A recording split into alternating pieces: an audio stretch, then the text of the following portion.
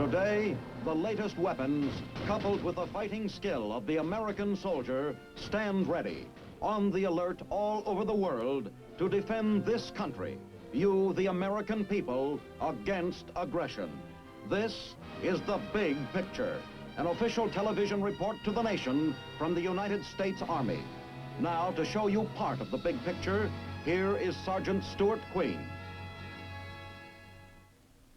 The place was an Army supply depot somewhere overseas. Pilferage of food and clothing was rapidly getting out of hand. To stop the theft of thousands of dollars worth of vital supplies, a small group of specially trained men and their assistants was added to guard the installation. The pilferage quickly dropped to zero. Credit for this achievement belongs mostly to the assistants, the Army dogs. Today, the big picture will take you on a scouting patrol somewhere in Korea and to a war dog training center in Germany. The place is Korea. The time is early morning. The mission is to reconnoiter the enemy position to try and pick up a prisoner. You can't see anybody out there in front of you, and you can't hear anybody. That's why you've got a dog for a point man. If there is anybody out there, he can smell him. The soldier who's handling this dog has lived with him for months.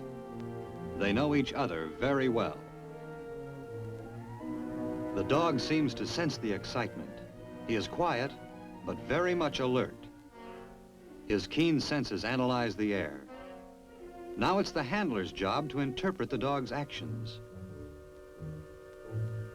What is it, boy? And where? Enemy, over there. The dog's job is done. Soldiers will carry on from here.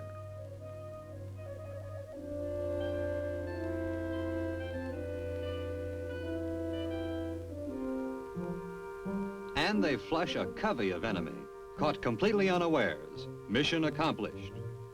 There is no need for combat patrols today, but practice problems are necessary to keep your Army prepared. Here at Lenggries, Germany, men and dogs are trained together for service in Europe. The men assigned for dog training are carefully chosen. Private Pitts, I have here your application for training with the dog training branch. It shows that you've been in the Army for 7 months. How do you like it? I like it fine, sir. What were your hobbies in civilian life? Fishing and hunting. Have you ever had dogs as pets? Yes, sir. What breed of dog did you have? Springer Spaniel. Why do you think you would like to train dogs in the Army? I train dogs as a civilian, and I think I'll do the Army and myself some good. You know they are a pretty large dog and they can bite. Yes, sir. I know they bite. I think I can handle them.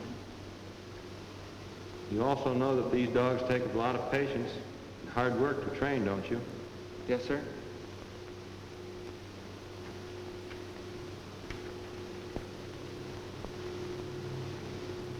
Well, I think you have the proper qualifications for the job. I wish you the best of luck in your new assignment. Thank you, sir. Your Army maintains war dog training centers in the United States, in the Far East, as well as in Europe. Here, new men arrive at the Quartermaster Training Center at Lenggries, Germany. At these centers, man and dog are trained together. They become a team of two, more sensitive, more alert, and more valuable than either was alone. You men have been selected from a large group of volunteers.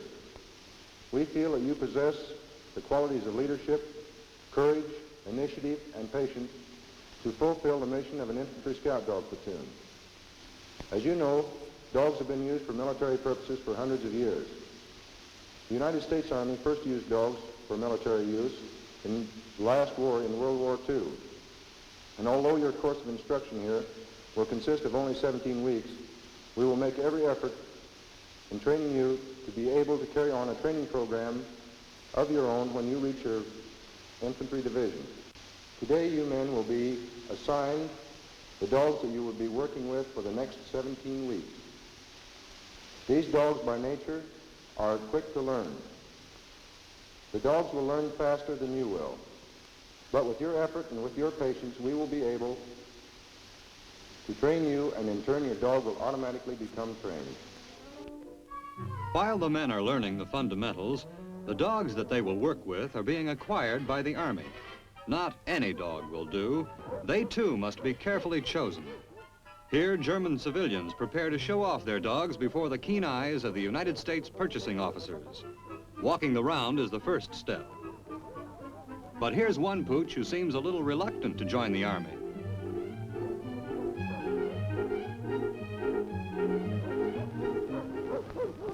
Next, the dogs are given the gunfire test to determine if they will remain calm under battle noises. Here's one fellow that fails. Then comes the aggravation test. A special leash is placed on each dog.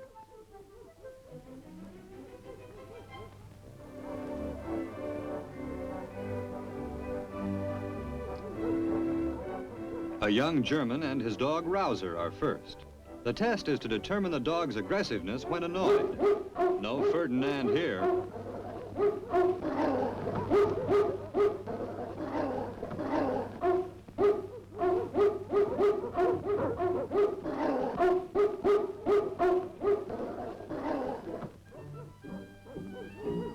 Rouser passes this test with flying colors and moves on to the medical inspection. This is to ensure that the Army is purchasing a healthy dog.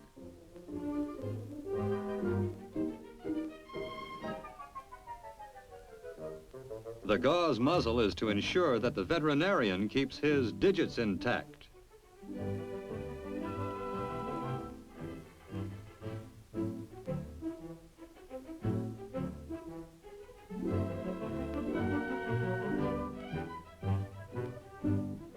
Then the vet gives Rouser a thorough going over.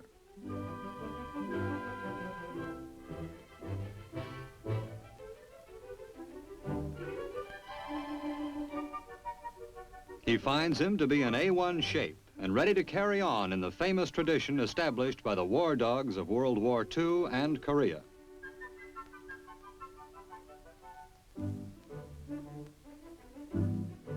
Rouser is the name, and he's a good one.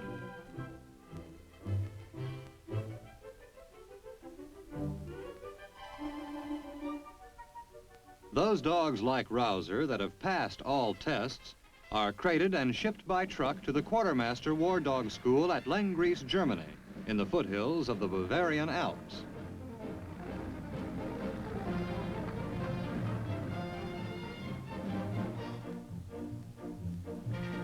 A truck loaded with canine passengers is a familiar sight to the MP at the gate. This school has been training dogs since the end of World War II. Literally thousands of scout and sentry dogs and their soldier handlers have passed through these portals.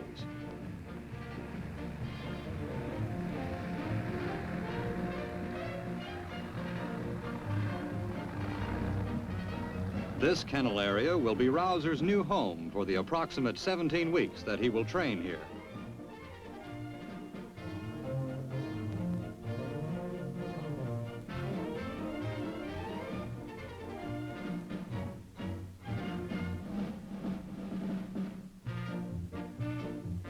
Hey, easy, fellows. That's a service dog inside.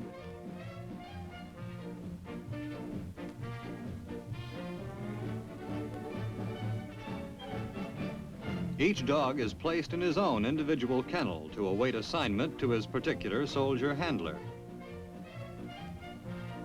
How do you like it, boy?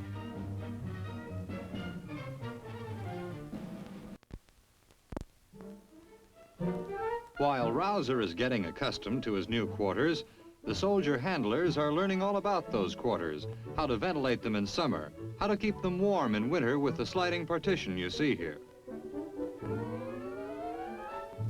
They learn everything about the care and cleaning of kennels.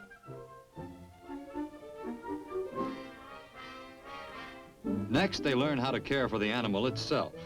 They learn the dog's physical features, how to check for cuts and bruises, and how to groom the dog carefully to keep him always in the best of condition.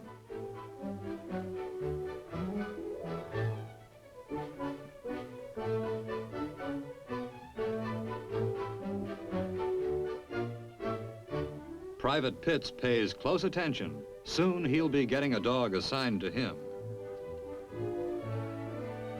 And that day comes quickly, for at the next morning formation, the sergeant tells them that this is the day they'll get their dogs. What small boy wouldn't want to trade places with Pitts right now? And maybe Private Pitts himself is a little excited about the prospect.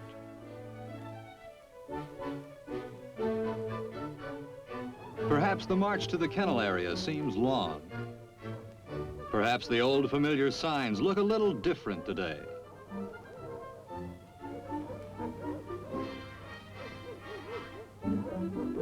And perhaps another formation seems unnecessary. Won't they ever get to giving out those dogs? And then suddenly Private Pitts hears his name. Private Pitts, you are assigned Rouser, Kennel B6. And so Rouser and Pitts get acquainted.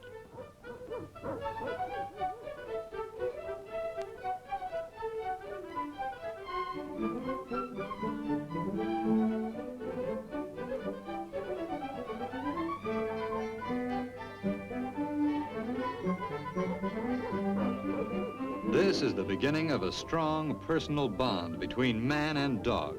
Affection is the foundation of the training here. Without it, there can be little progress.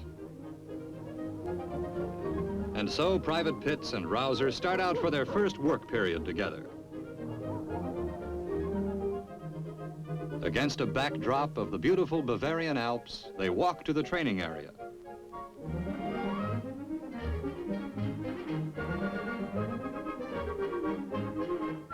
This is canine basic training. Here, commands like down and stay are mastered.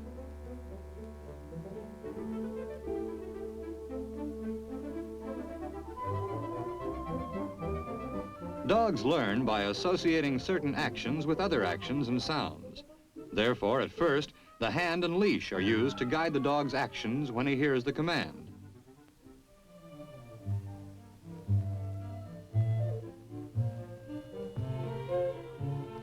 Later, the hand signal and the tug on the leash will be unnecessary.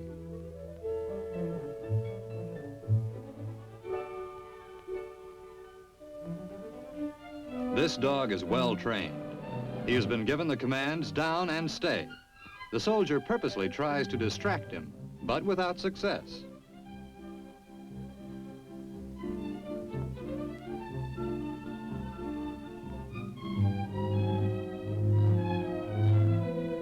A lesson well learned is rewarded with affection. Now Private Pitts and Rouser start their basic training together. The leash is used first in conjunction with the vocal command. The leash indicates to the dog what is expected. Heel. Sit. Down.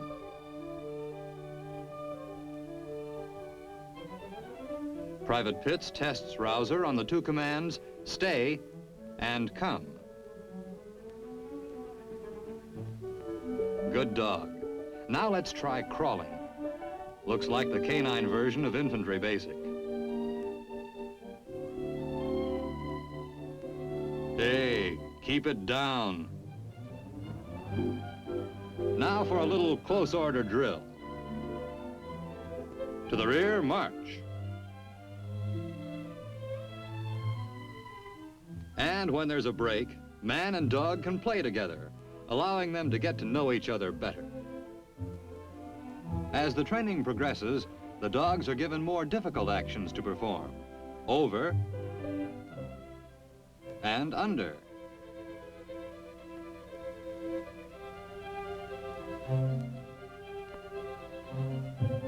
Abilities like these can really pay off in a combat situation.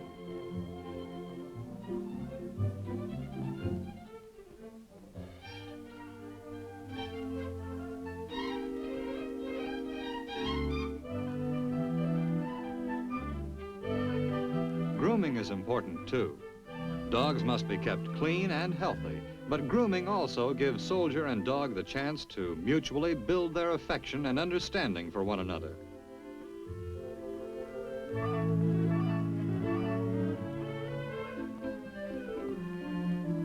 If at any time the soldier handler finds cuts or bruises on his dog, he immediately takes him to the veterinary hospital.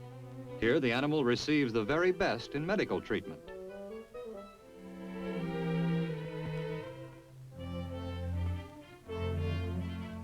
Rouser is a good patient, even with a cut forefoot. He trusts Pitts implicitly, and Private Pitts reciprocates the compliment. And all the dogs in the Army get the best canine chow there is, personally served by their soldier handlers.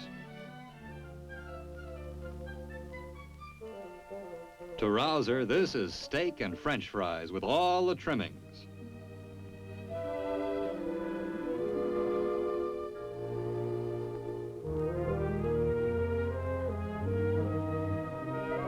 And after lunch, more training, this time on the graduated jump. It looks easy now, but just wait a minute.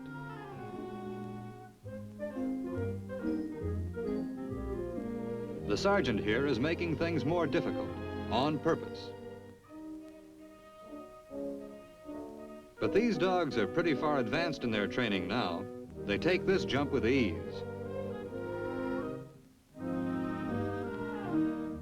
A little more rugged is the canine equivalent of the infiltration course. About this time, dogs are classified into scout or sentry dogs. Sentry dogs will guard installations. Scout dogs will go out on patrol. It all depends on the dog's individual characteristics, which assignment he receives.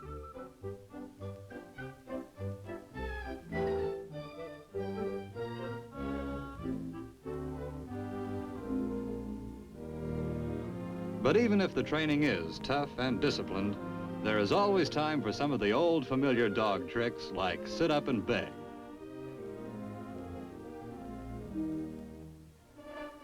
Now men and dogs are ready for decoy practice. Soldiers are concealed somewhere out there. The dog's job is to find them. There they are. In practice, the dog is allowed to give chase just to keep his interest up. Go get 'em, boy. And afterwards, always praise for a job well done. Finally, the 17 weeks course is over.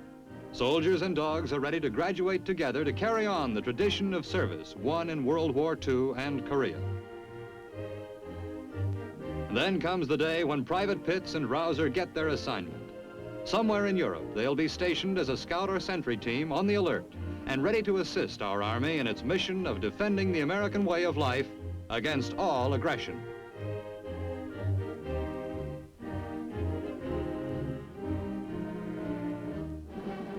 These two good friends who will now share the same service career wave farewell to Lenggries and the Quartermaster's School, where they first met and trained together.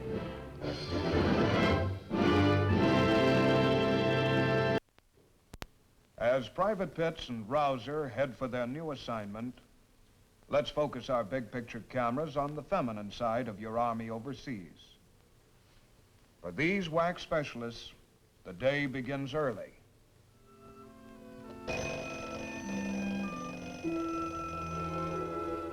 "6 a.m. is 6 a.m. wherever you are, and it's always too early. But to a wax specialist named Pat, stationed in Kaiserslautern, Germany, this 6 a.m. rising has become routine. And it's pretty much routine for all the other wax stationed around the world.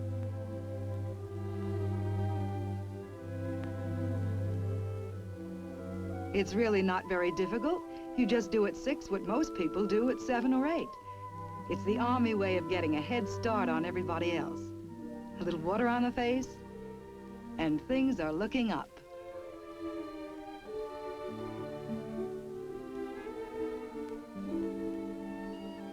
Pat selects her uniform with care. A woman in the Army must not only be concerned with the esprit of the service, she must also think of herself.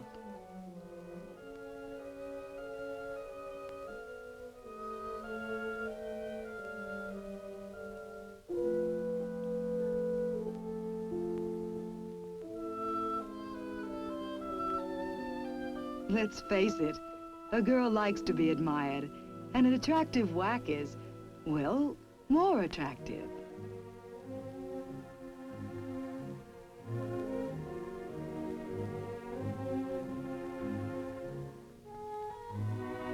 Pat gives the mirror one final glance before facing the outside world.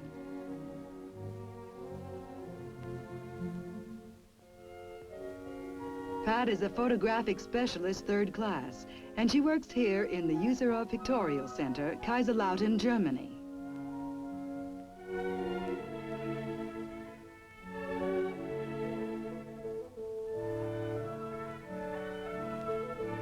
Every day she checks the assignment board.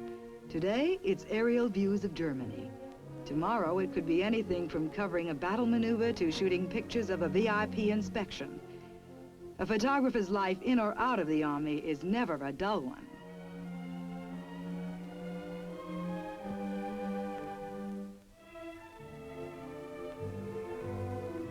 Pat is an expert with a camera. She was a photographer in civilian life and is a fine example of how your Army today makes full use of civilian skills and aptitudes. But she knows, too, that the Army gives her advanced training and experience that she could get no other way.